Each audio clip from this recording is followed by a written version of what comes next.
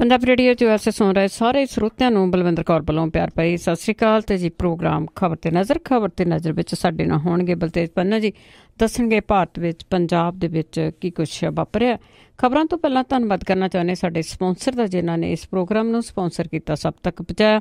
Khalsa insurance agency ਵਾਲੇ ਸੈਨੋਜੇ ਤੋਂ, ਜਿਨ੍ਹਾਂ ਦਾ ਫੋਨ ਨੰਬਰ 4082722500, ਜੋ ਮੈਡੀਕਲ, ਕਾਰਾਂ ਦੀ, ਘਰਾਂ ਦੀ ਤੇ ਬਿਜ਼ਨਸ ਦੀ ਇੰਸ਼ੋਰੈਂਸ ਕਰਦੇ ਨੇ। Zero Gurdeep Singh Virdi Columbus, Satnam Singh Selma, Bahadur Singh Gill Fowler, Ishanjit Singh Kaloti Yuba City, Sukhwinder Singh ਤੇ Jasvir Kaur Fremont, Balaiti Ram ji Yuba City. Chicago pizza with twist, ਜੋ ਹਰ ਇੱਕ ਤਰ੍ਹਾਂ ਦਾ ਪੀਜ਼ਾ ਬਣਾਉਂਦੇ ਨੇ, ਉਹਨਾਂ ਤੋਂ ਪੀਜ਼ਾ ਆਰਡਰ ਕਰਨ ਲਈ ਵਿਜ਼ਿਟ ਕਰ ਸਕਦੇ ਹੋ www.chicagopizzatwist.com। 15% ਆਫ ਲੈਣ ਲਈ ਕੋਡ ਵਰਤ ਸਕਦੇ ਹੋ 1313। ਸਾਡੇ ਨਾਲ ਜੁੜ ਚੁੱਕੇ ਨੇ ਬਲਤੇਜ ਪੰਨ ਜੀ, ਸਤਿ ਸ਼੍ਰੀ ਅਕਾਲ, ਸਵਾਗਤ ਹੈ ਜੀ। ਕੱਲ ਜੀ, ਧੰਨਵਾਦ ਜੀ, ਬਹੁਤ ਮਿਹਰਬਾਨੀ। ਅੱਛਾ ਜੀ, ਗੱਲ ਕਰਦੇ ਹਾਂ ਨਵੇਂ ਜਥੇਦਾਰ ਦੀ। ਉਸ ਦਾ ਪਹਿਲੇ ਦਿਨ ਹੀ ਵਿਰੋਧ ਦੇ ਦੌਰਾਨ ਸਾਰਾ ਕੁਛ ਹੋਇਆ ਜੀ।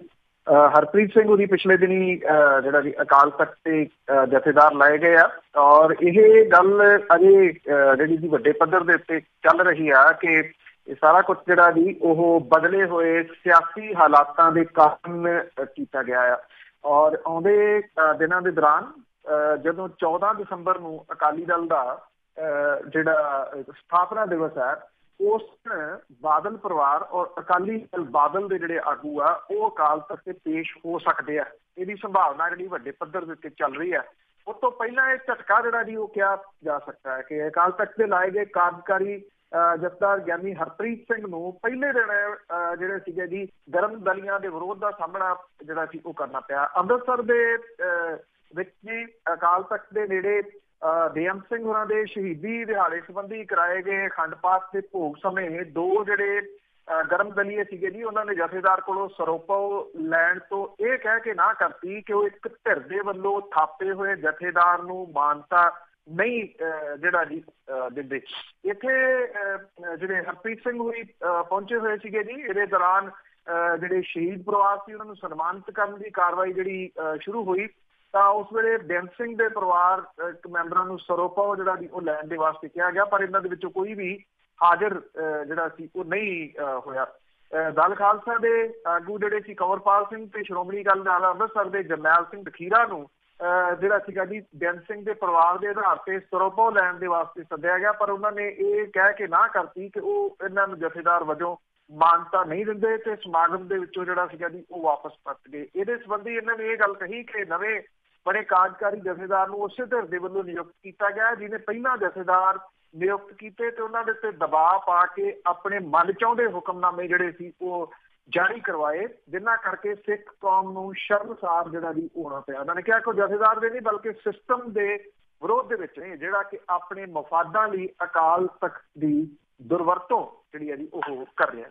ਬਿਲਕੁਲ ਜੀ, ਦਰਵਰਤੋਂ ਤਾਂ ਬਹੁਤ ਦੇਰ ਤੋਂ ਹੋ ਰਹੀ ਹੈ। ਤੇ ਅੱਗੇ ਆਪਾਂ ਗੱਲ ਕਰਦੇ ਹਾਂ ਜੀ ਜਿਹੜੇ ਬੇਅਦਬੀਆਂ ਦੇ ਮਾਮਲੇ ਵਿੱਚ IG ਰੈਂਕ ਦੇ 2 ਅਧਿਕਾਰੀਆਂ ਕੋਲੋਂ ਪੁੱਛਗਿੱਛ। ਇੱਕ ਤਾਂ ਕੱਲ ਜਿਹੜਾ ਪੰਜਾਬ ਹਰਿਆਣਾ ਹਾਈ ਕੋਰਟ ਦੇ ਵੱਲੋਂ ਆ ਜੀ ਇੱਕ ਝਟਕਾ ਹੋਰ ਦਿੱਤਾ ਗਿਆ ਪੰਜਾਬ ਦੀ ਸਰਕਾਰ ਨੂੰ। ਐਕਚੁਅਲੀ ਇਹ ਐਕਸਪੈਕਟਡ ਸੀਗਾ ਜੀ ਜਿਹੜਾ ਝਟਕਾ ਦਿੱਤਾ ਗਿਆ ਹੈ। ਉਹਦਾ ਰੀਜ਼ਨ ਇਹ ਹੈ ਕਿ ਜਿਵੇਂ SIT ਬਣਾਈ ਗਈ ਸੀ CBI ਤੋਂ ਵਾਪਸ ਲੈ ਕੇ, ਇਹ ਤਕਨੀਕੀ ਆਧਾਰ ਦੇ ਵਿੱਚ ਸਾਰਾ ਕੁਛ ਫਸ ਜਾਵੇ। ਹੁਣ ਜਿਹੜਾ ਜੀ ਮੇਰਾ ਖਿਆਲ ਬਹੁਤ ਲੋਕਾਂ ਨੂੰ ਸਮਝ ਆ ਰਿਹਾ ਹੋਊਗਾ ਕਿ ਤਕਨੀਕੀ ਆਧਾਰ ਦੇ ਵਿੱਚ ਫਸ ਜਾਵੇ, ਇਸੇ ਕਰਕੇ ਹੀ ਸਾਰਾ ਕੁਛ ਜਿਹੜਾ ਜੀ ਕੀਤਾ ਗਿਆ ਸੀ। ਇਹ ਕਾਫੀ ਹੱਦ ਤੱਕ ਤਕਨੀਕੀ ਜਿਹੜਾ ਆਧਾਰ ਆ ਜੀ ਉਹਦੇ ਵਿੱਚ ਫਸਦਾ ਨਜ਼ਰ ਆ ਰਿਹਾ ਸਾਰਾ ਕੁਛ। ਪੰਜਾਬ ਹਰਿਆਣਾ ਹਾਈ ਕੋਰਟ ਨੇ ਕੱਲ ਕਹੀ ਹੈ ਕਿ ਵਿਧਾਨ ਸਭਾ ਦੇ ਵਿੱਚ CBI ਤੋਂ ਕੇਸ ਵਾਪਸ ਲੈ ਕੇ SIT ਬਣਾਉਣ ਦਾ ਫੈਸਲਾ ਕਿਵੇਂ ਕੀਤਾ ਗਿਆ, ਔਰ ਇਹ ਵੀ ਜਿਹੜੀ ਗੱਲ ਆਖੀ ਹੈ ਕਿ ਪੰਜਾਬ ਹਰਿਆਣਾ ਹਾਈ ਕੋਰਟ ਨੂੰ ਪੂਰਾ ਹੱਕ ਹੈ ਕਿ ਉਹ ਵਿਧਾਨ ਸਭਾ ਦੇ ਉਲਟ ਜਾਂਦੇ ਆ ਇਹਦੀ ਜਾਣਕਾਰੀ ਜਿਹੜੀ ਜੀ ਉਹ ਹਾਸਲ ਕਰ ਸਕੇ। ਇਹ ਵੀ ਕਿਹਾ ਗਿਆ ਕਿ ਜਿਹੜੀ SIT ਬਣੀ ਆ ਉਹ ਆ ਕੇ ਰਿਪੋਰਟ ਜਾਂ ਜਿਹੜੀ ਸਾਰੀ ਆ ਉਹ ਪੰਜਾਬ ਹਰਿਆਣਾ ਹਾਈ ਕੋਰਟ ਨੂੰ ਕਰੇ ਤੇ ਉਹਨੂੰ ਪੁੱਛੇ ਤੋਂ ਬਿਨਾਂ ਕੋਈ ਚਲਾਨ ਪੇਸ਼ ਨਾ ਕਰੇ। ਦੂਸਰੇ ਪਾਸੇ ਬਾਈਬਲ ਕਲਾਂ ਤੇ ਕੋਟਕਪੂਰਾ ਗੋਲੀਕਾਂਡ ਦੇ ਵਾਸਤੇ ਜਿਹੜੀ ਬਣਾਈ ਗਈ SIT ਹੈ, ਉਹਦੇ ਕੋਲੇ IG ਰੈਂਕ ਦੇ 2 ਅਧਿਕਾਰੀ ਪੇਸ਼ ਜਿਹੜੇ ਸੀ ਉਹ ਹੋਏ। ਕਈ ਘੰਟਿਆਂ ਤੱਕ ਇਹਨਾਂ ਤੋਂ ਪੁੱਛਗਿੱਛ ਜਿਹੜੀ ਹੈ ਜੀ ਉਹ ਕੀਤੀ। ADGP ਪ੍ਰਮੋਦ ਕੁਮਾਰ ਹੋਰਾਂ ਦੀ ਅਗਵਾਈ ਦੇ ਵਿੱਚ ਬਣੀ ਇਸ ਜਾਂਚ ਟੀਮ ਦੇ ਵਿੱਚ IG ਪਵਨ ਵਿਜੇ ਪ੍ਰਤਾਪ, ਅਰੁਣਪਾਲ ਸਿੰਘ ਤੇ ਕਪੂਰਥਲਾ ਦੇ SSP ਸਤਿੰਦਰ ਸਿੰਘ ਸ਼ਾਮਲ ਨੇ ਜੀ। ਪੰਜਾਬ ਪੁਲਿਸ ਦੇ IG ਰੈਂਕ ਦੇ 2 ਅਧਿਕਾਰੀਆਂ ਦੇ ਵੱਲੋਂ ਇਸ SIT ਦੇ ਸਾਹਮਣੇ ਪੇਸ਼ ਹੋਣ ਤੋਂ ਬਾਅਦ ਜਿਹੜੇ ਅਧਿਕਾਰੀ ਨੇ, ਜਿਹੜੇ ਹੇਠਲੇ ਨੇ ਅਧਿਕਾਰੀ, ਉਹਨਾਂ ਦਾ ਵੀ ਪੇਸ਼ ਹੋਣ ਦੇ ਵਾਸਤੇ SIT ਦੇ ਕੋਲੇ ਪੇਸ਼ ਹੋਣ ਲਈ ਰਾਹ ਕਹਿ ਸਕਦੇ ਆ ਕਿ ਕਲੀਅਰ ਹੋ ਗਿਆ, ਕਿਉਂਕਿ ਹੁਣ ਉਹ ਅਦਾਲਤ ਦੇ ਵਿੱਚ ਸਟੇ ਲੈਣ ਦੀ ਥਾਂ ਦੇ ਉੱਤੇ ਟੀਮ ਦੇ ਸਾਹਮਣੇ ਪੇਸ਼ ਹੋਣ ਨੂੰ ਤਰਜੀਹ ਦੇਣਗੇ। ਇੱਕ ਸੀਨੀਅਰ ਅਧਿਕਾਰੀ ਜਿਹੜਾ ਜੀ, ਉਹਦਾ ਕਹਿਣਾ ਕਿ ਜਿਸ ਦਿਨ SIT ਨੂੰ ਉਹਨਾਂ ਦੀ ਜਾਂਚ ਦੇ ਵਿੱਚ ਸ਼ਾਮਲ ਹੋਣ ਲਈ ਸੱਦੂਗੀ, ਉਸ ਦਿਨ ਪੇਸ਼ ਹੋ ਕੇ ਸਾਰੀ ਸਥਿਤੀ ਜਿਹੜਾ ਜੀ ਉਹ ਬਿਆਨ ਕਰ ਦੇਣਗੇ। IG AS ਜਿਹੜਾ ਚਹਿਲ 2 ਦਿਨ ਪਹਿਲਾਂ ਵਿਸ਼ੇਸ਼ ਜਾਂਚ ਟੀਮ ਦੇ ਸਾਹਮਣੇ ਪੇਸ਼ ਹੋਏ ਸੀਗੇ ਔਰ ਉਹਨਾਂ ਕੋਲੋਂ ਲਗਭਗ 5 ਘੰਟੇ ਤੱਕ ਪੁੱਛਗਿੱਛ ਜਿਹੜੀ ਹੈ ਜੀ ਉਹ ਗਈ ਸੀ। ਇਹਦੇ ਦੌਰਾਨ ਗੋਲੀਕਾਂਡ ਬਾਰੇ ਵੀ ਕਈ ਸਵਾਲ ਉਹਨਾਂ ਨੂੰ ਜਿਹੜਾ ਜੀ ਉਹ ਪੁੱਛੇ ਗਏ। ਬਰਗਾੜੀ ਤੇ ਬਾਕੀ ਥਾਵਾਂ ਉੱਤੇ ਬੇਅਦਬੀ ਤੇ ਉਸ ਤੋਂ ਬਾਅਦ ਜਿਹੜਾ ਰੋਸ ਪ੍ਰਗਟ ਕਰਦੇ ਲੋਕਾਂ ਦੇ ਉੱਤੇ ਕੋਟਕਪੂਰਾ ਦੇ ਵਿੱਚ ਹੋਇਆ ਡੰਡਾਚਾਰ ਤੇ ਫਿਰ ਪੁਲਿਸ ਫਾਇਰਿੰਗ ਦੇ ਕਾਰਨ ਜਿਹੜੇ ਜੀ ਉਹ ਕੀ ਸੀਗੇ, ਬਿਨਾਂ ਭੜਕਾਹਟ ਤੋਂ ਗੋਲੀ ਕਿਉਂ ਚਲਾਈ, ਇਹਦੇ ਸੰਬੰਧੀ ਸਵਾਲ ਜਿਹੜੇ ਪੁੱਛੇ ਗਏ। IG ਪਰਮਰਾਜ ਉਮਰਾਨੰਗਲ ਵੀ SIT ਟੀਮ ਦੇ ਸਾਹਮਣੇ ਪੇਸ਼ ਹੋਇਆ ਔਰ ਉਹਨਾਂ ਕੋਲੋਂ ਗੋਲੀ ਚਲਾਉਣ ਸਣੇ ਕਈ ਸਵਾਲ ਜਿਹੜੇ ਸੀਗੇ ਉਹ ਪੁੱਛੇ ਗਏ। ਉਮਰਾਨੰਗਲ ਕੋਟਕਪੂਰਾ ਤੇ ਬਾਈਬਲ ਕਾਂਡ ਦੇ ਵੇਲੇ ਲੁਧਿਆਣੇ ਦੇ ਵਿੱਚ ਤੈਨਾਤ ਸਨ ਔਰ ਉਹਨਾਂ ਨੂੰ ਹੋਰ ਪੁਲਿਸ ਅਧਿਕਾਰੀਆਂ ਸਣੇ ਸਥਿਤੀ ਨੂੰ ਕਾਬੂ ਦੇ ਹੇਠ ਰੱਖਣ ਦੇ ਵਾਸਤੇ ਉੱਥੇ ਜਿਹੜਾ ਜੀ ਉਹ ਭੇਜਿਆ ਗਿਆ ਸੀਗਾ। ਹੁਣ ਜਿਵੇਂ ਪਤਾ ਲੱਗ ਰਿਹਾ ਹੈ ਕਿ ਜਿਹੜੇ ਹੇਠਲੇ ਨੇ, ਜਿਹੜੇ ਗਏ ਹੋਏ ਆ ਹਾਈ ਕੋਰਟ ਦੇ ਵਿੱਚ, ਉਹ ਵੀ ਜਿਹੜੇ ਵੀ ਪੇਸ਼ ਹੋ ਸਕਦੇ ਆ SIT ਦੇ ਸਾਹਮਣੇ। ਇਹ ਇਹਦਾ ਦੂਜਾ ਪੱਖ ਹੈ ਜੀ। ਇੱਕ ਪਹਿਲਾ ਪੱਖ ਜਿਹੜਾ ਜੀ ਮੈਂ ਤੁਹਾਨੂੰ ਦੱਸਿਆ ਕਿ ਜਿਹੜੀ ਪੰਜਾਬ ਹਰਿਆਣਾ ਹਾਈ ਕੋਰਟ ਹੈ, ਉਹਨੇ ਜਿਹੜਾ ਜੀ ਇਸ ਮਾਮਲੇ ਦੇ ਵਿੱਚ ਇੱਕ ਵੱਖਰਾ ਜਿਹੜਾ ਜੀ ਉਹ ਸਟੈਪ ਲੈਂਦਿਆਂ ਹੋਇਆ ਪੰਜਾਬ ਦੀ ਸਰਕਾਰ ਨੂੰ ਇਹ ਕਿਹਾ ਕਿ SIT ਉਹਨਾਂ ਨੂੰ ਆ ਕੇ ਸਾਰੀ ਜਾਣਕਾਰੀ ਦੇਵੇ, ਨਾ ਕਿ ਸਰਕਾਰ ਨੂੰ ਜੀ। ਤੇ ਅੱਗੇ ਕੇਂਦਰ ਸਰਕਾਰ ਦੀ ਜੇ ਗੱਲ ਕਰੀਏ ਤਾਂ RBI ਨੂੰ ਸਿੱਧਾ ਦੇ ਕੇ ਫਸੀ। ਇਹ ਤੁਸੀਂ ਕਹ ਲਓ ਕਿ ਅਨਹੋਣੀਆਂ ਚੀਜ਼ਾਂ ਹੀ ਜਿਹੜੀਆਂ ਜੀ ਉਹ ਸਾਰੀਆਂ ਦੀਆਂ ਸਾਰੀਆਂ ਕੀਤੀਆਂ ਜਾ ਰਹੀਆਂ ਨੇ। ਜਿਸ ਕਿਸਮ ਦੇ ਨਾਲ ਸੁਪਰੀਮ ਕੋਰਟ ਦੇ ਜੱਜ ਪਹਿਲਾਂ ਜਿਹੜਾ ਜੀ ਉਹ ਪ੍ਰੈਸ ਕਾਨਫਰੰਸ ਕਰ ਗਏ, ਵੱਖਰੀ ਚੀਜ਼ ਸੀ। CBI ਦੇ ਵਿੱਚ ਜੋ ਖਲਾਰਾ ਪਿਆ ਹੋਇਆ ਉਹ ਕਿਸੇ ਤੋਂ ਲੁਕਿਆ ਛਿਪਿਆ ਨਹੀਂ। ਰੋਜ਼ ਇਹ ਕੋਈ ਨਾ ਕੋਈ ਨਵਾਂ ਐਪੀਸੋਡ ਜਿਹੜਾ ਜੀ ਉਹ ਸਾਹਮਣੇ ਆ ਜਾਂਦਾ। ਔਰ ਕੇਂਦਰ ਸਰਕਾਰ ਤੇ ਰਿਜ਼ਰਵ ਬੈਂਕ ਆਫ ਇੰਡੀਆ ਦੇ ਵਿਚਾਲੇ ਜਿਹੜੇ ਮਤਭੇਦ ਨੇ ਉਹਨਾਂ ਨੂੰ ਦੂਰ ਕਰਨ ਲਈ ਦਬਾਅ ਬਣਾਏ ਜਾਣ ਦੀਆਂ ਰਿਪੋਰਟਾਂ ਜਿਹੜੀਆਂ ਨੇ ਉਹਨੂੰ ਲੈ ਕੇ ਜਿਹੜੇ ਚਿੰਤਕ ਨੇ, ਜਿਹੜੇ ਇਨਵੈਸਟਰ ਨੇ, ਉਹਨਾਂ ਨੂੰ ਸ਼ਾਂਤ ਕਰਨ ਦੇ ਯਤਨ ਦੇ ਵਜੋਂ ਸਰਕਾਰ ਨੇ ਇਹ ਕਿਹਾ ਕਿ ਰਿਜ਼ਰਵ ਬੈਂਕ ਦੀ ਖੁਦ ਮੁਖਤਿਆਰੀ ਜ਼ਰੂਰੀ ਹੈ, ਇਹਨੂੰ ਬਰਕਰਾਰ ਰੱਖਿਆ ਜਾਵੇ। ਵਿੱਤ ਮੰਤਰਾਲਾ ਤੇ ਭਾਰਤੀ ਰਿਜ਼ਰਵ ਬੈਂਕ ਦੇ ਵਿਚਕਾਰ ਮਤਭੇਦ ਦੀਆਂ ਜਿਹੜੀਆਂ ਖਬਰਾਂ ਨੇ, ਇਹਦੇ ਵਾਸਤੇ ਇਹ ਪਤਾ ਲੱਗਿਆ ਕਿ ਰਿਜ਼ਰਵ ਬੈਂਕ ਆਫ ਇੰਡੀਆ ਕਾਨੂੰਨ ਦੀ ਧਾਰਾ 7 ਕੇਂਦਰ ਸਰਕਾਰ ਨੂੰ ਭਾਰਤੀ ਰਿਜ਼ਰਵ ਬੈਂਕ ਨੂੰ ਹਦਾਇਤਾਂ ਜਾਰੀ ਕਰਨ ਦੀ ਸ਼ਕਤੀ ਜਿਹੜੀ ਹੈ ਜੀ ਉਹ ਸੌਂਪਦੀ ਹੈ। ਪਰ ਅੱਜ ਤੱਕ ਕਦੇ ਵੀ ਕੇਂਦਰ ਸਰਕਾਰ ਦੇ ਵੱਲੋਂ ਭਾਰਤੀ ਰਿਜ਼ਰਵ ਬੈਂਕ ਕਾਨੂੰਨ 1934 ਦੀ ਧਾਰਾ 7(1) ਦੀ ਜਿਹੜੀ ਵਰਤੋਂ ਆ ਉਹ ਨਹੀਂ ਕੀਤੀ ਗਈ। ਪਰ ਮੌਜੂਦਾ ਸਰਕਾਰ ਨੇ ਇਸ ਧਾਰਾ ਦੀ 3 ਵਾਰੀ ਵਰਤੋਂ ਕੀਤੀ ਹੈ। ਵਿੱਤ ਮੰਤਰਾਲੇ ਨੇ ਰਿਜ਼ਰਵ ਬੈਂਕ ਆਫ ਇੰਡੀਆ ਦੇ ਨਾਲ ਮਤਭੇਦ ਚੱਲਦਿਆਂ ਕਦੇ ਵੀ ਇਹਦੇ ਤਹਿਤ ਹਦਾਇਤਾਂ ਜਾਰੀ ਨਹੀਂ ਕੀਤੀਆਂ। ਔਰ ਇਹ ਕਿਹਾ ਜਾ ਰਿਹਾ ਹੈ ਕਿ ਕੇਂਦਰੀ ਵਿੱਤ ਮੰਤਰੀ ਅਰੁਣ ਜੇਤਲੀ ਨੇ ਕਿਹਾ ਕਿ ਕਦੇ ਵੀ ਸਰਕਾਰ ਤੇ ਰਿਜ਼ਰਵ ਬੈਂਕ ਵਿਚਾਲੇ ਜਿਹੜੀ ਗੱਲਬਾਤ ਸੀ ਉਹ ਜਨਤਕ ਨਹੀਂ ਕੀਤਾ ਗਿਆ। ਔਰ ਕੇਂਦਰੀ ਵਿੱਤ ਮੰਤਰਾਲੇ ਦੇ ਵੱਲੋਂ ਕਦੇ ਵੀ ਵਰਤੀ ਗਈ ਧਾਰਾ 7 ਤਹਿਤ ਰਿਜ਼ਰਵ ਬੈਂਕ ਨੂੰ ਅਣਸੁਲਝੇ ਮਾਮਲੇ ਹੱਲ ਕਰਨ ਦੇ ਵਾਸਤੇ ਜਾਰੀ ਕੀਤੀਆਂ ਹਦਾਇਤਾਂ ਨੂੰ ਜਨਤਕ ਕਰਨ ਤੋਂ ਨਾ ਜਿਹੜੀ ਹੈ ਜੀ ਉਹ ਕੀਤੀ ਗਈ ਹੈ। ਇਹ ਕਿਹਾ ਗਿਆ ਜੀ ਕਿ ਅਜਿਹੇ ਜਿਹੜੇ ਫੈਸਲੇ ਆ ਉਹ ਤਾਂ ਹੀ ਜਿਹੜੇ ਜੀ ਜਨਤਕ ਕੀਤੇ ਜਾਂਦੇ ਆ ਜਦੋਂ ਰਿਜ਼ਰਵ ਬੈਂਕ ਦੇ ਗਵਰਨਰ ਦੇ ਨਾਲ ਵਿਚਾਰ ਵਟਾਂਦਰਾ ਪਹਿਲਾਂ ਜਿਹੜਾ ਜੀ ਉਹ ਕੀਤਾ ਜਾਵੇ। ਰਿਜ਼ਰਵ ਬੈਂਕ ਨੂੰ 3 ਚਿੱਠੀਆਂ ਜਿਹੜੀਆਂ ਜੀ ਉਹ ਲਿਖੀਆਂ ਗਈਆਂ ਨੇ। ਇਹਦੇ ਵਿੱਚ ਧਾਰਾ 7 ਦੇ ਰਾਹੀਂ ਜਿਹੜਾ ਕੈਸ਼ ਦੇ ਪ੍ਰਬੰਧ ਲਈ ਜਿਹੜਾ ਢਾਂਚਾ ਤਿਆਰ ਕਰਨ ਦੀਆਂ ਹਦਾਇਤਾਂ ਜਿਹੜੀਆਂ ਉਹ ਦਿੱਤੀਆਂ ਸੀ। ਉਧਰ ਝਟਕਾ ਜਿਹੜਾ ਜੀ ਉਹ ਦਿੰਦਿਆਂ ਹੋਇਆ ਰਿਜ਼ਰਵ ਬੈਂਕ ਦੇ ਗਵਰਨਰ ਉਰਜਿਤ ਪਟੇਲ ਨੇ ਅਸਤੀਫਾ ਦੇਣ ਦੇ ਬਾਰੇ ਵਿਚਾਰ ਦੀ ਗੱਲ ਜਿਹੜੀ ਹੈ ਜੀ ਕੀਤੀ ਹੈ। ਇਹ ਕਿਹਾ ਜਾ ਰਿਹਾ ਹੈ ਕਿ ਸਰਕਾਰ ਨੇ ਕਰੀਬ 3 ਵਾਰੀ ਧਾਰਾ 7 ਦੇ ਤਹਿਤ ਚਿੱਠੀ ਜਿਹੜੀ ਰਿਜ਼ਰਵ ਬੈਂਕ ਨੂੰ ਭੇਜੀ ਹੈ। ਜੇ ਉਰਜਿਤ ਪਟੇਲ ਜਿਹੜੇ ਰਿਜ਼ਰਵ ਬੈਂਕ ਦੇ ਗਵਰਨਰ ਨੇ ਉਹ ਅਸਤੀਫਾ ਦਿੰਦੇ ਆ ਬਿਨਾਂ ਕਿਸੇ ਸ਼ੱਕ ਦੇ, ਪਹਿਲਾਂ ਹੀ ਸਫੇਰੇ ਤੋਂ ਮੁਸ਼ਕਲਾਂ ਦੇ ਨਾਲ ਘਿਰੀ ਹੋਈ ਜਿਹੜੀ ਕੇਂਦਰ ਦੀ ਸਰਕਾਰ ਹੈ ਉਹਦੇ ਵਾਸਤੇ ਇਹ ਨਵੀਂ ਮੁਸੀਬਤ ਜਿਹੜੀ ਹੈ ਜੀ ਉਹ ਖੜੀ ਹੋ ਸਕਦੀ ਹੈ। ਪਰ ਮੁਸ਼ਕਲ ਜਿਹੜੀ ਇਹ ਆ ਕਿ ਉਹ ਮੰਨਣ ਦੇ ਵਾਸਤੇ ਜਿਹੜਾ ਜੀ ਉਹ ਤਿਆਰ ਨਹੀਂ ਗੇ ਕਿ ਇਸ ਤਰ੍ਹਾਂ ਦੀ ਕੋਈ ਮੁਸੀਬਤ ਦਾ ਸਾਹਮਣਾ ਜਿਹੜਾ ਜੀ ਉਹਨਾਂ ਨੂੰ ਕਰਨਾ ਪੈ ਰਿਹਾ। ਇਹ ਨਵਾਂ ਜਿਹੜਾ ਮੁਸ਼ਕਲ ਆ ਜੀ ਉਹ ਬਿਨਾਂ ਕਿਸੇ ਸ਼ੱਕ ਦੇ ਰਿਜ਼ਰਵ ਬੈਂਕ ਆਫ ਇੰਡੀਆ ਦੇ ਜਿਹੜੇ ਗਵਰਨਰ ਨੇ ਉਹਨਾਂ ਦੇ ਵੱਲੋਂ ਸਾਹਮਣੇ ਆ ਰਹੀ ਹੈ। ਹਾਂਜੀ, ਤੇ ਅੱਗੇ ਕਰਦੇ ਆ ਜੀ ਪਰਾਲੀ ਦੇ ਧੂਏ ਦੀ ਗੱਲ। ਉਸਨੇ ਸਾਹ ਲੈਣਾ ਔਖਾ ਕੀਤਾ। ਜੀ ਐਕਚੁਅਲੀ ਪਹਿਲਾਂ ਤਾਂ ਇਹ ਜਿਹੜਾ ਜੀ ਕਿਹਾ ਜਾ ਰਿਹਾ ਕਿ ਇਸ ਵਾਰੀ ਮਾਮਲੇ ਬਹੁਤ ਘੱਟ ਜਿਹੜੇ ਜੀ ਉਹ ਸਾਹਮਣੇ ਆਏ ਆ, ਪਰ ਲਗਾਤਾਰ ਪਰਾਲੀ ਜਿਹੜੀ ਹੈ ਜੀ ਉਹ ਸਾੜੀ ਤਾਂ ਜਾ ਰਹੀ ਹੈ। ਇੱਕ ਵਾਰੀ ਫਿਰ ਪੰਜਾਬ ਦੇ ਵਿੱਚ ਜਿਹੜਾ ਜੀ ਸਮੌਗ ਦੇ ਚਾਂਸ ਹੈ ਉਹ ਬਣ ਰਹੇ ਆ ਔਰ ਪੰਜਾਬ ਦੀ ਆਬੋ ਹਵਾ ਜਿਹੜੀ ਆ ਉਹ ਖਰਾਬ ਹੋਣ ਲੱਗੀ ਆ। ਧੂੰਆਂ ਅਸਮਾਨੀ ਜਿਹੜਾ ਜੀ ਉਹ ਚੜ ਗਿਆ ਫਿਰ ਇੱਕ ਵਾਰੀ। ਇਹ ਸਿਲਸਿਲਾ ਜਿਹੜਾ ਜੀ ਉਹ ਰੁਕ ਨਹੀਂ ਰਿਹਾ। ਪੰਜਾਬ ਸਰਕਾਰ ਦੇ ਵੱਲੋਂ ਜੇ ਆਪਾਂ ਗੱਲ ਕਰੀਏ ਤਾਂ ਉਹ ਐਡਵਰਟਾਈਜ਼ਮੈਂਟ ਜਿਹੜੀ ਹੈ ਜੀ ਉਹ ਰੇਡੀਓ TV ਦੇ ਉੱਤੇ ਲਗਾਤਾਰ ਕੀਤੀ ਜਾ ਰਹੀ ਹੈ। ਹੁਣ ਮੁਸ਼ਕਿਲ ਇਹ ਆ ਕਿ ਸਿਰਫ ਐਡਵਰਟਾਈਜ਼ਮੈਂਟ ਦੇ ਨਾਲ ਇਹ ਸਾਰਾ ਕੁਝ ਕਿਵੇਂ ਰੁਕ ਜਾਵੇ ਜੀ।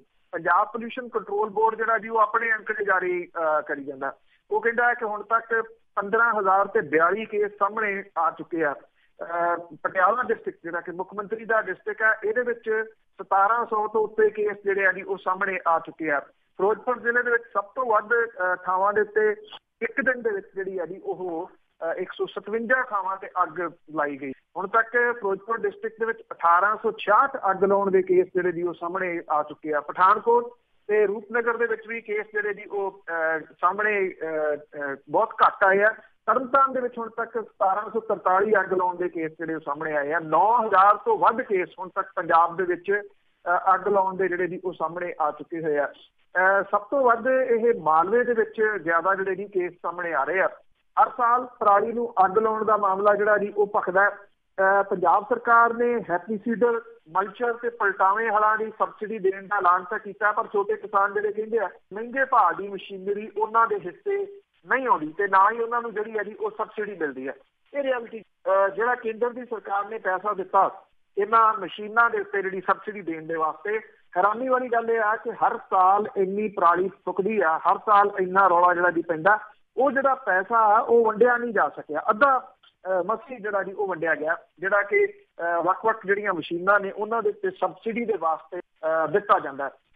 ਇਹ ਕਿਹਾ ਗਿਆ ਜੀ ਕਿ ਰੋਟਾਵੇਟਰ, ਮਲਚਰ ਤੇ ਪਲਟਾਵੇਂ ਹਲ ਇਹਨਾਂ ਦੇ ਉੱਤੇ ਸਬਸਿਡੀ ਜਿਹੜੀ ਹੈ ਜੀ ਉਹ ਸਰਕਾਰ ਦਿੰਦੀ। ਦੂਜਾ ਇਹਦਾ ਹੈ ਕਿ ਜਿਹੜੀਆਂ ਇਹਨਾਂ ਨੂੰ ਬਣਾਉਣ ਵਾਲੀਆਂ ਕੰਪਨੀਆਂ ਨੇ, ਜਦੋਂ ਇਹਦੇ ਉੱਤੇ ਸਬਸਿਡੀ ਆਈ ਤਾਂ ਉਹਨਾਂ ਨੇ ਝੱਟ ਦੇਣੀ ਜਿਹੜੇ ਜੀ ਇਹਦੇ ਰੇਟ ਤਾਂ ਚੁੱਕ 50 ਰੁਪਏ ਦੀ ਚੀਜ਼ 100 ਦੀ ਜਿਹੜੀ ਜੀ ਉਹ ਕਰਤੀ। ਉਹ ਸਬਸਿਡੀ ਦਾ ਫਾਇਦਾ ਜਿਹੜਾ ਸੀਗਾ ਜੀ ਉਹ ਕਿਸਾਨਾਂ ਨੂੰ ਬਹੁਤ ਵੱਡਾ ਨਹੀਂ ਹੋਇਆ। ਇਸ ਪਾਸੇ ਵੱਲ ਸਰਕਾਰ ਨੇ ਨਹੀਂ ਸੋਚਿਆ ਕਿ ਕੰਪਨੀਆਂ ਨੂੰ ਇਹਨਾਂ ਮਸ਼ੀਨਾਂ ਦੇ ਰੇਟ ਤਾਂ ਚੁੱਕਣ ਤੋਂ ਜਿਹੜਾ ਜੀ ਉਹ ਰੋਕਿਆ ਜਾਵੇ। ਇਹ ਦੋਨੋਂ ਹੱਥੀਂ ਆਪਣੇ ਜਿਹੜਾ ਜੀ ਹੱਥ ਰੰਗ ਰਹੀਆਂ ਨੇ ਪੈਸੇ ਦੇ ਨਾਲ, ਸਬਸਿਡੀ ਵਾਲਾ ਪੈਸਾ ਤੇ ਦੂਜਾ ਜਿਹੜਾ ਕਿਸਾਨਾਂ ਦੇ ਸਿਰੋਂ ਤੇ ਛੋਟਾ ਕਿਸਾਨ ਜਿਹੜਾ ਜੀ ਉਹਦੇ ਕੋਲੇ ਕੋਈ ਹੱਲ ਨਹੀਂਗਾ ਇਸ ਪਰਾਲੀ ਨੂੰ ਅੱਗ ਲਾਉਣ ਤੋਂ ਇਲਾਵਾ, ਕਿਉਂਕਿ ਉਹ ਹੱਲ ਲੱਭਣਾ ਵੀ ਨਹੀਂ ਚਾਹੁੰਦਾ। ਉਹ ਸੌਖਾ ਤਰੀਕਾ ਜਿਹੜਾ ਜੀ ਅਪਣਾਉਂਦਾ ਕਿ ਝੱਟ ਦੇਣੀ। ਹਾਲਾਂਕਿ ਪਿਛਲੇ ਸਾਲ ਦੇ ਨਾਲੋਂ ਇਸ ਵਾਰੀ ਜਿਹੜਾ ਜੀ ਪਰਾਲੀ ਸਾੜਨ ਦੇ ਘੱਟ ਕੇਸ ਜਿਹੜੇ ਜੀ ਉਹ ਸਾਹਮਣੇ ਆ ਰਹੇ, ਪਰ ਜਿੰਨੇ ਕੇਸ ਸਾਹਮਣੇ ਆ ਰਹੇ ਆ ਇਹਨਾਂ ਦੇ ਵਿੱਚ ਜਿਹੜੇ ਘੱਟ ਵਾਲੇ ਨੇ ਉਹ ਆਟੇ ਚ ਦੇ ਵਾਂਗੂ ਜਿਹੜਾ ਜੀ ਨਜ਼ਰ ਆਉਂਦੇ ਆ। ਭਾਵ ਕਿ ਓਨਾ ਹੀ ਜਿਹੜਾ ਜੀ ਜ਼ਹਿਰੀਲਾ ਧੂੰਆਂ ਇਸ ਵੇਲੇ ਜਿਹੜਾ ਜੀ ਉਹ ਚੜਿਆ ਹੋਇਆ। ਹਸਪਤਾਲਾਂ ਦੇ ਵਿੱਚ ਸਾਹ ਦੀਆਂ ਮੁਸ਼ਕਲਾਂ, ਫੇਫੜਿਆਂ ਦੇ ਰੋਗ ਵਾਲੇ ਜਿਹੜੇ ਨੇ ਜੀ ਉਹਨਾਂ ਦੀ ਡੇ ਬਾਈ ਡੇ ਜਿਹੜੀ ਹੈ ਜੀ ਉਹ ਵੱਧਦੀ ਤੁਰੀ ਜਾ ਰਹੀ ਹੈ। ਔਰ ਇਹਦੇ ਵਿੱਚ ਬਿਨਾਂ ਕਿਸੇ ਸ਼ੱਕ ਦੇ ਕੋਈ ਉਹ ਤਾਂ ਹੈ ਨਹੀਂ ਕਿ ਸਿਰਫ ਜਿਹੜੇ ਪਰਾਲੀ ਨਹੀਂ ਸਾੜਦੇ, ਸਾਰੇ ਦੇ ਸਾਰੇ ਹੀ ਇਹਦੇ ਵਿੱਚ ਜਿਹੜਾ ਜੀ ਉਹ ਸ਼ਾਮਲ ਨੇ। ਮਹਿੰਗੀਆਂ ਦਵਾਈਆਂ, ਜਿਹੜਾ ਫਫਰ ਆਉਂਦਾ ਜੀ ਜਿਹੜਾ ਸਾਹ ਵਾਲੇ ਲੈਂਦੇ ਆ, ਉਹਦੀ ਜਿਹੜੀ ਸੇਲ ਆ ਉਹ ਇੱਕਦਮ ਇਹਨਾਂ ਦਿਨਾਂ ਦੇ ਵਿੱਚ ਅੱਪ ਚਲੇ ਜਾਂਦੀ ਆ। ਔਰ ਇੱਕ ਜਿਹੜਾ ਜੀ ਉਹ 1500 ਤੋਂ ਲੈ ਕੇ 2000 ਰੁਪਏ ਤੱਕ ਕਾਸਟ ਕਰਦਾ ਜੀ। ਪਰਾਲੀ ਸਾੜਨ ਵਾਲੇ ਜਿਹੜੇ ਨੇ ਜੀ ਉਹਨਾਂ ਦੇ ਉੱਤੇ ਵੀ ਮੁਸ਼ਕਲਾਂ ਤਾਂ ਆਉਂਦੀਆਂ ਨੇ ਜੇ ਉਹ ਸਮਝਣ ਤਾਂ। ਬਿਲਕੁਲ ਜੀ, ਉਹਨਾਂ ਦੇ ਘਰਾਂ ਵਿੱਚ ਬੱਚੇ ਵੀ ਹੋਣੇ, ਉਸੇ ਹਵਾ ਦੇ ਵਿੱਚ ਇਹਨਾਂ ਨੇ ਸਾਹ ਲੈਣਾ ਆ। ਤੇ ਅੱਗੇ ਰਾਫੇਲ ਦਾ ਮਾਮਲਾ ਆ ਜਿਹੜਾ ਉਹ ਸੌਦਾ ਹੋਇਆ ਸੀਗਾ, ਉਹਦਾ ਕਾਫੀ ਝੰਜਟ ਪਿਆ ਹੋਇਆ। ਹੁਣ ਸੁਪਰੀਮ ਕੋਰਟ ਨੇ ਸੀਲਬੰਦ ਲਿਫਾਫੇ ਦੇ ਵਿੱਚ ਉਸਦੀ ਜਾਣਕਾਰੀ ਮੰਗੀ। ਦੇਖੋ ਜੀ, ਸੁਪਰੀਮ ਕੋਰਟ ਨੇ ਇਹ ਕਿਹਾ ਕਿ ਇਹ ਜਿਹੜਾ ਸੌਦਾ ਕੀਤਾ ਫਰਾਂਸ ਦੇ ਨਾਲ, ਇਹਦੇ ਸੁਪਰੀਮ ਕੋਰਟ ਦਾ ਜਿਹੜਾ ਜੀ ਹੁਣ ਰੁਖ ਬਦਲਦਾ ਜਾ ਰਿਹਾ ਇਸ ਮਾਮਲੇ ਦੇ ਉੱਤੇ। ਪਹਿਲੀ ਸੁਣਵਾਈ ਦੇ ਵਿੱਚ ਕੀਮਤ ਦੇ ਮੁੱਦੇ ਤੋਂ ਪੂਰੇ ਤਰੀਕੇ ਨਾਲ ਕਰਾਨਾ ਰੱਖਣ ਦੇ ਬਾਵਜੂਦ ਹੁਣ ਉੱਚ ਅਦਾਲਤ ਦੂਜੀ ਸੁਣਵਾਈ ਦੇ ਵਿੱਚ ਸਰਕਾਰ ਤੋਂ ਰਾਫੇਲ ਜਹਾਜ਼ਾਂ ਦੀ ਕੀਮਤ ਦੀ ਡਿਟੇਲ ਮੰਗ ਲਈ ਹੈ। ਅਦਾਲਤ ਨੇ ਸਰਕਾਰ ਨੂੰ 10 ਦਿਨਾਂ ਦੇ ਅੰਦਰ ਅੰਦਰ ਸੀਲਬੰਦ ਲਿਫਾਫੇ ਦੇ ਵਿੱਚ ਇਸ ਲੜਾਕੂ ਜਹਾਜ਼ ਰਾਫੇਲ ਦੀ ਕੀਮਤ, ਜੇ ਉਹਦੇ ਤੋਂ ਕੋਈ ਫਾਇਦਾ ਹੋਇਆ, ਉਹਦੀ ਡਿਟੇਲ ਦੇਣ ਦੇ ਵਾਸਤੇ ਸੀਲਬੰਦ ਲਿਫਾਫਾ ਸੌਂਪਣ ਲਈ ਕਿਹਾ। ਸਰਕਾਰ ਨੇ ਕੀਮਤ ਦੱਸਣ ਦੇ ਵਿੱਚ ਜਦੋਂ ਮੁਸ਼ਕਲ ਦੱਸੀ ਤੇ ਇਹ ਕਿਹਾ ਕਿ ਇਹਦਾ ਵੇਰਵਾ ਤਾਂ ਸੰਸਦ ਦੇ ਵਿੱਚ ਵੀ ਨਹੀਂ ਦਿੱਤਾ ਗਿਆ, ਤਾਂ ਕੋਰਟ ਨੇ ਹਲਫਨਾਮਾ ਦੇ ਕੇ ਇਹ ਜਾਣਕਾਰੀ ਦੇਣ ਲਈ ਕਿਹਾ। ਔਰ ਆਦੇਸ਼ chief justice Ranjan Gogoi, U Lalit ਤੇ KSF ਜੋਸਫ ਦੇ ਬੈਂਚ ਨੇ ਰਾਫੇਲ ਸੌਦੇ ਦੇ ਉੱਤੇ ਸਵਾਲ ਉਠਾਉਣ ਵਾਲੀਆਂ ਪਟੀਸ਼ਨਾਂ ਤੇ ਸੁਣਵਾਈ ਦੇ ਦੌਰਾਨ ਜਿਹੜਾ ਜੀ ਇਹ ਫੈਸਲਾ ਦਿੱਤਾ।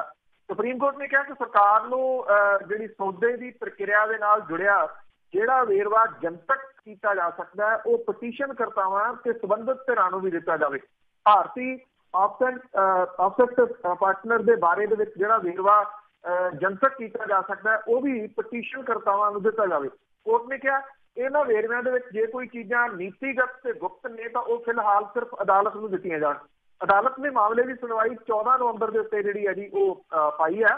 10 ਅਕਤੂਬਰ ਨੂੰ ਸੁਣਵਾਈ ਤੇ ਕੋਰਟ ਨੇ ਸਰਕਾਰ ਨੂੰ ਸੀਲਬੰਦ ਲਿਫਾਫੇ 'ਚ ਸੌਦੇ ਦੀ ਫੈਸਲਾ ਪ੍ਰਕਿਰਿਆ ਮੰਗਦੇ ਸਮੇਂ ਸਾਫ਼ ਕੀਤਾ ਸੀਗਾ ਕਿ ਉਹ ਜਹਾਜ਼ ਦੀ ਕੀਮਤ, ਤਕਨੀਕੀ ਫਾਇਦਾ ਤੇ ਹਵਾਈ ਫੌਜ ਲਈ ਉਹਦੇ ਫਾਇਦੇ ਦਾ ਵੇਰਵਾ ਨਹੀਂ ਜਿਹੜਾ ਜੀ ਉਹ ਮੰਗ ਰਹੀ, ਔਰ ਉਹਦੇ ਵੇਸ ਦੇ ਉੱਤੇ ਸਰਕਾਰ ਨੇ ਫੈਸਲਾ ਪ੍ਰਕਿਰਿਆ ਦਾ ਵੇਰਵਾ ਜਿਹੜਾ ਜੀ ਉਹ ਦਿੱਤਾ ਸੀਗਾ। ਦੂਜੇ ਪਾਸੇ ਜਿਹੜੇ ਪਟੀਸ਼ਨ ਕਰਨ ਵਾਲੇ ਨੇ ਪ੍ਰਸ਼ਾਂਤ ਭੂਸ਼ਣ ਨੇ, ਜਦੋਂ ਉਹਨਾਂ ਨੇ ਕਿਹਾ ਕਿ ਉਹਨਾਂ ਨੂੰ CBI ਨੂੰ ਸ਼ਿਕਾਇਤ ਦਿੱਤੀ ਆ ਔਰ ਕੋਰਟ CBI ਤੋਂ ਪੁੱਛੇ ਕਿ ਉਸ ਸ਼ਿਕਾਇਤ ਦੇ ਉੱਤੇ ਕੀ ਹੋਇਆ, ਤਾਂ ਇਹ ਤੇ ਕੋਰਟ ਨੇ ਕਿਹਾ ਕਿ ਤੁਸੀਂ CBI ਜਾਂਚ ਮੰਗੀ ਆ, ਤੁਸੀਂ ਹਾਲੇ ਇੰਤਜ਼ਾਰ ਕਰੋ, ਪਹਿਲਾਂ CBI ਨੂੰ ਆਪਣਾ ਘਰ ਤਾਂ ਠੀਕ ਕਰ ਲੈਣ ਦਿਓ। ਇਹ ਜਿਹੜਾ ਸੀਗੀ ਜੀ ਅਹਿਮ ਟਿੱਪਣੀ ਸੁਪਰੀਮ ਕੋਰਟ ਨੇ ਇਸ ਮਸਲੇ ਦੇ ਉੱਤੇ। ਸਭ ਤੋਂ ਵੱਡਾ ਜਿਹੜਾ ਨਾ ਜੀ ਸਵਾਲ ਇਹ ਆ ਰਿਹਾ ਕਿ ਸੈਂਟਰ ਦੀ ਸਰਕਾਰ ਕਹਿੰਦੀ ਹੈ ਕਿ ਇਹਦੀ ਜਾਣਕਾਰੀ ਨਹੀਂ ਦਿੱਤੀ ਜਾ ਸਕੀ, ਰਾਫੇਲ ਸੌਦੇ ਦੀ ਕੀਮਤ ਦੀ ਕਿਉਂ ਨਹੀਂ ਦਿੱਤੀ ਜਾ ਸਕਦੀ। ਜਿਹੜੇ ਟੈਕਸ ਪੇਅਰ ਨੇ ਉਹਨਾਂ ਦੇ ਪੈਸੇ ਦੇ ਨਾਲ ਇਹ ਜਹਾਜ਼ ਜਿਹੜੇ ਆ ਜੀ ਉਹ ਖਰੀਦੇ ਜਾ ਰਹੇ ਆ, ਔਰ ਸਭ ਨੂੰ ਪਤਾ ਹੈ ਕਿ ਇੱਕ ਕੰਪਨੀ ਨੂੰ ਫਾਇਦਾ ਪਹੁੰਚਾਉਣ ਦੇ ਵਾਸਤੇ ਇਹਨਾਂ ਦੀ ਕੀਮਤ ਤਿੱਗਣੀ ਚੌਗਣੀ ਕਰਕੇ ਜਿਹੜੇ ਜੀ ਉਹ ਖਰੀਦੇ ਜਾ ਰਹੇ ਆ।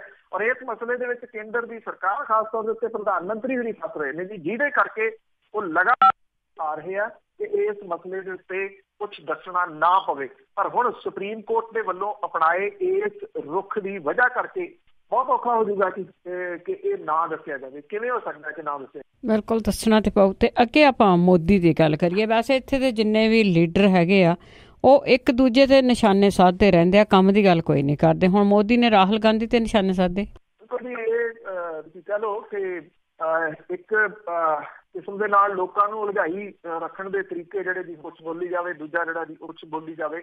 ਪ੍ਰਧਾਨ ਮੰਤਰੀ ਹੋਰਾਂ ਨੇ ਕਾਂਗਰਸ ਦੇ ਪ੍ਰਧਾਨ ਰਾਹੁਲ ਗਾਂਧੀ ਦੇ ਬਿਆਨਾਂ ਨੂੰ ਇੱਕ ਚੁਟਕਲੇ ਦੇ ਰੂਪ ਦੇ ਵਿੱਚ ਜਿਹੜਾ ਜੀ ਲਿਆ, ਔਰ ਉਹਨਾਂ ਨੇ ਇਹ ਗੱਲ ਕਹੀ ਕਿ ਰਾਹੁਲ ਗਾਂਧੀ ਦੀ ਪਿੰਨ ਜਿਹੜੀ ਆ ਉਹ ਗ੍ਰਾਮੋਫੋਨ ਦੇ ਵਾਂਗੂ ਅਟਕ ਗਈ ਆ, ਜਿਹਦੇ ਕਰਕੇ ਉਹ ਇੱਕੋ ਗੱਲ ਦੇ ਉੱਤੇ ਸੂਈ ਜਿਹੜੀ ਆ ਜੀ ਉਹ ਅੜੀ ਹੋਈ ਆ। ਨਰਿੰਦਰ ਮੋਦੀ ਹੋਰਾਂ ਨੇ ਇਹ ਗੱਲ ਕਹੀ ਕਿ ਜਿਹੜੇ ਲੋਕ ਨੇ ਮੁਲਕ ਦੇ ਉਹਨਾਂ ਨੂੰ ਇਸ ਬੰਦੇ ਦੀਆਂ ਗੱਲਾਂ ਜਿਹੜੀਆਂ ਉਹਦਾ ਆਨੰਦ ਲੈਣਾ ਚਾਹੀਦਾ। ਵੀਡੀਓ ਕਾਨਫਰੰਸਿੰਗ ਦੇ ਰਾਹੀਂ ਜਿਹੜਾ ਸੀਗਾ ਜੀ ਵੱਖ-ਵੱਖ ਜਿਹੜੇ ਭਾਰਤੀ ਜਨਤਾ ਪਾਰਟੀ ਦੇ ਵਰਕਰ ਨੇ ਉਹਨਾਂ ਦੇ ਨਾਲ ਗੱਲਬਾਤ ਕਰਦਿਆਂ ਹੋਇਆਂ ਉਹਨਾਂ ਨੇ ਇਹ ਗੱਲ ਜਿਹੜੀ ਜੀ ਕਹੀ ਕਿ ਜਦੋਂ ਕਿਸੇ ਨੇ ਪੁੱਛ ਲਿਆ ਕਿ ਹਰ ਜਗ੍ਹਾ ਦੇ ਉੱਤੇ ਇੰਡੀਆ ਦਾ ਜਿਹੜਾ ਮੇਡ ਇਨ ਮੋਬਾਈਲ ਵੇਚਣ ਦਾ ਬਣਾਉਣ ਦਾ ਦਾਅਵਾ ਜਿਹੜੇ ਜੀ ਕਰਦੇ ਰਾਹੁਲ ਗਾਂਧੀ ਹੋਰੀ, ਤਾਂ ਜਦੋਂ ਕਿ ਭਾਰਤ ਦੇ ਵਿੱਚ ਪਹਿਲਾਂ ਹੀ ਕਈ ਕੰਪਨੀਆਂ ਮੋਬਾਈਲ ਜਿਹੜੀਆਂ ਜੀ ਉਹ ਬਣਾ ਰਹੀ ਹੈ। ਤੋ ਇਹਦੇ ਉੱਤੇ ਪ੍ਰਧਾਨ ਮੰਤਰੀ ਨੇ ਗੱਲ ਕਹੀ ਕਿ ਤੁਸੀਂ ਚਿੰਤਾ ਜਿਹੜੀ ਜੀ ਉਹ ਨਾ ਕਰੋ। ਉਹਨੇ ਕਿਹਾ ਕਿ ਤੁਸੀਂ ਗ੍ਰਾਮੋਫੋਨ ਵੇਖਿਆ ਹੋਊਗਾ, ਕਈ ਵਾਰੀ ਉਹਦੀ ਸੂਈ ਜਿਹੜੀ ਹੈ ਜੀ ਉਹ ਅਟਕ ਜਾਂਦੀ ਸੀ ਤੇ ਇੱਕੋ ਲਫ਼ਜ਼ ਬਾਰ-ਬਾਰ ਸੁਣਾਈ ਦਿੰਦੇ ਸੀ। ਉਹੀ ਰਾਹੁਲ ਗਾਂਧੀ ਹੋਰਾਂ ਦਾ ਹਾਲ ਹੈ। ਕਹਿਣਾ ਤਾਂ ਨਰਿੰਦਰ ਮੋਦੀ ਹੋਰਾਂ ਨੇ ਐਕਚੁਅਲੀ ਇਹ ਚਾਹਿਆ ਕਿ ਜਿਹੜਾ ਰਾਫੇਲ ਸੌਦਾ ਹੈ, ਕਿਉਂਕਿ ਲਗਾਤਾਰ ਹਰ ਆਪਣੇ ਚੋਣ ਸਭਾ ਦੇ ਵਿੱਚ ਤੇ ਟਵਿੱਟਰ ਦੇ ਉੱਤੇ ਜਿੰਨਾ ਇਸ ਮਸਲੇ ਦੇ ਉੱਤੇ ਰਾਹੁਲ ਗਾਂਧੀ ਹੋਰੀ ਜਿਹੜਾ ਜੀ ਬੋਲ ਰਹੇ ਆ, ਹੋਰ ਕੋਈ ਨੇਤਾ ਮੁਲਕ ਦਾ ਨਹੀਂ ਬੋਲ ਰਿਹਾ। ਅਸਲ ਦੇ ਵਿੱਚ ਤਕਲੀਫ ਤਾਂ ਜਿਹੜੀ ਹੈ ਜੀ ਉਹ ਰਾਫੇਲ ਸੌਦੇ ਵਾਲੀ ਗੱਲ ਤੋਂ ਆ ਕਿ ਉਹ ਬਾਰ-ਬਾਰ ਇਹਨੂੰ ਕਿਉਂ ਉਭਾਰ ਰਹੇ ਆ। ਉਹਨਾਂ ਨੇ ਕਿਹਾ ਕਿ ਚੋਣਾਂ ਦੇ ਮਾਹੌਲ ਦੇ ਵਿੱਚ ਖੁਸ਼ੀ ਦੇ ਕੁਝ ਪਲ ਹੁੰਦੇ ਆ, ਔਰ ਜਿਹੜੇ ਲੋਕ ਏਦਾਂ ਅਟਕ ਜਾਂਦੇ ਆ ਉਹ ਖੁਸ਼ੀ ਦਿੰਦੇ ਆ, ਇਸ ਕਰਕੇ ਇਹਦਾ ਆਨੰਦ ਲੈਣਾ ਚਾਹੀਦਾ, ਇਹਦੀ ਟੈਨਸ਼ਨ ਨਹੀਂ ਜਿਹੜਾ ਜੀ ਉਹ ਲੈਣੀ ਚਾਹੀਦੀ। ਪ੍ਰਧਾਨ ਮੰਤਰੀ ਉਹਨਾਂ ਨੇ ਕਿਹਾ ਕਿ ਤੁਸੀਂ ਜਨਤਾ ਨੂੰ ਮੂਰਖ ਨਹੀਂ ਜਿਹੜਾ ਜੀ ਉਹ ਬਣਾ ਸਕਦੇ, ਕਿਉਂਕਿ ਇਸ ਤਰ੍ਹਾਂ ਦੀਆਂ ਬੱਚਿਆਂ ਵਾਲੀਆਂ ਗੱਲਾਂ ਕਦੀ ਕਿਸੇ ਦੇ ਹਲਕ ਤੋਂ ਥੱਲੇ ਜਿਹੜਾ ਜੀ ਉਹ ਨਹੀਂ ਨਿਕਲਦੀਆਂ, ਔਰ ਲੋਕ ਤੁਹਾਡਾ ਮਜ਼ਾਕ ਜਿਹੜਾ ਜੀ ਉਹ ਉਡਾਉਂਦੇ ਆ।